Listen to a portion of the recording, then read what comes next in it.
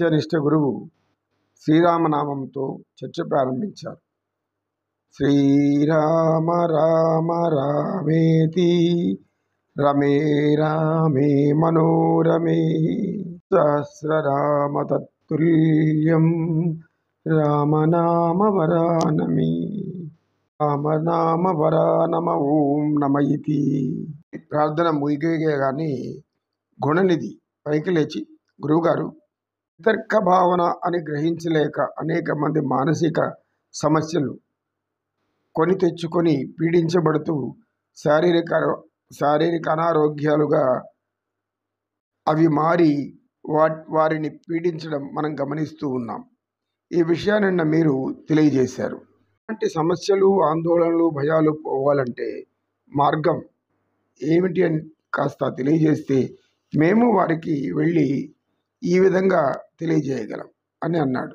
నిన్న మనం చర్చించుకున్న విధంగా మనసు బానిసగా మారిపోతే మనిషిలో ఉన్న హరిషడ్ వర్గాలు అనేవి విజృంభిస్తాయని చెప్పాను.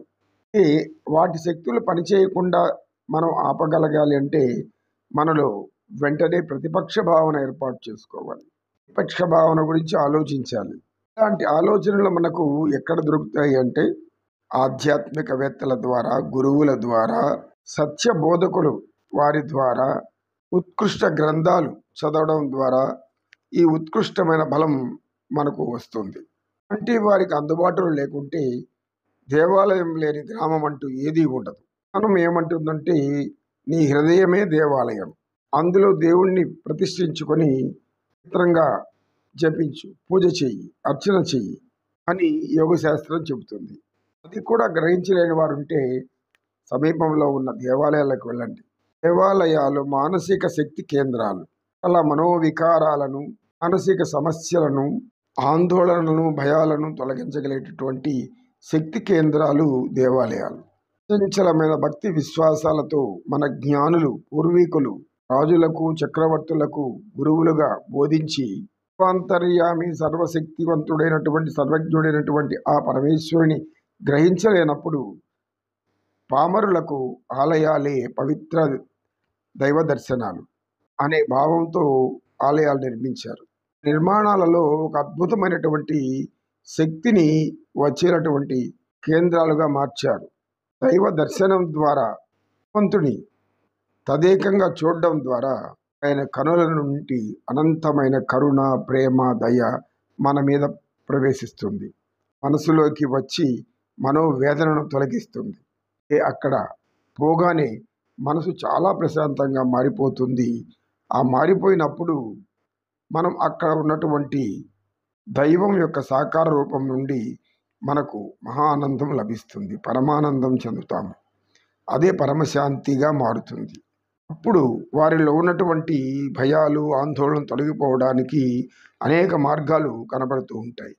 వారే గ్రహించగలిగే శక్తి వారికి వస్తుంది. అనగానే శ్రవణభూతి పైకి లేచి, గురువుగారు, దేవుని దర్శనం కోసం ఆలయాలకు వెళ్ళిన వారు దేవుని చూడగానే కళ్ళెందుకు మూసుకుంటారు? దేవుని ఉన్నంతసేపు చూడవచ్చు కదా. ఈ సందేహం ఎప్పటి నుంచో నన్ను పీడిస్తూ ఉంది అని అన్నాడు. శ్రావణభూతి, నీ సందేహాలకు అనేక ధర్మ కారణాలు కూడా ఉంటాయి. దేవాలయాలలో మనసు పవిత్రంగా ఉంచుకొని దైవాన్ని దర్శిస్తూ ఉన్నప్పుడు కనులు నిండా ఆయన నిండిపోయి ఉంటాడు. ఆ నిండిన కనుల ద్వారా శరీరం అంతా కూడా ఆనందమయమై, పులకింతమయమై అద్భుత మనోశక్తి భావన మనలో కలుగుతూ ఉంటుంది. అంటే దివ్య రూపాన్ని చూస్తూ ఉండడం వలన కనులు చేసిన పుణ్యం మానవులను తరింపజేసేలా మార్గం చూపుతాయి. అంతటి దివ్య రూపాన్ని మనసులో నిక్షిప్తం చేయాలి అంటే కనులు మూసుకొని కాసేపు ఆ యొక్క రూపాన్ని మన లోపల నిక్షిప్తం చేసుకోవడం మనసు ప్రారంభిస్తుంది. ఇది మనకు తెలియకుండా జరిగేటటువంటి ఒక అద్భుత రహస్యం. ఆలయాల నుండి బయటికి రాగానే ఈ ప్రపంచ మాయలో పడకుండా మనలో నిక్షిప్తం చేసుకున్నటువంటి ఆ శక్తి స్వరూపం మన మీద ప్రభావం చూపుతుంది. కనుక మాయ మనకు దగ్గర చేరదు. ఇలా ప్రతినిత్యం సాధన చేస్తూ ఉంటే, దైవదర్శనం చేస్తూ ఉంటే మనిషిని పట్టి పీడిస్తున్న అనేక సమస్యలు వెళ్ళిపోతాయి. ఇదే ప్రతిపక్ష భావనగా భావించాలి అని గురువు చెప్పగానే శ్రావణభూతి కూర్చున్నాడు. ఓం తత్సత్.